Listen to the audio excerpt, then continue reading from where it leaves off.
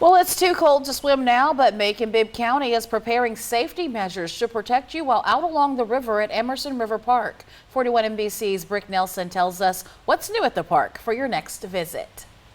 After several incidents that happened at Amerson River Park over the course of the summer, Macon-Bibb County is making plans to ensure that visitors are safe the next time you plan to visit the park. We want everybody to come enjoy the park, but we want you to go home at the end of the day too. So this is all just in part of making the park a safer place for everybody.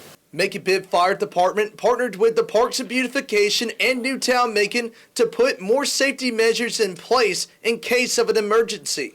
Director of Parks and Beautification Michael Glisson says one of the biggest problems for emergency services is not being able to locate an emergency in time.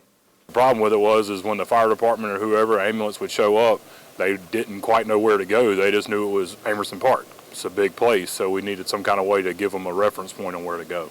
The fire department put numbered markers every 500 yards along the Ocmulgee River to give kayakers and swimmers a reference point in case of an emergency.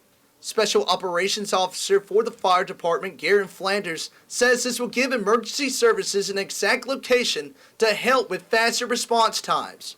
The signage that we'll put up, like I said, it'll give people a reference point of where they're at on the river. They'll give them better communication with the 911 system to let us know where they're at and us get to them quicker. The park also plans to place reflective markers throughout its walking trails that help visitors navigate and locate their position in case of an emergency.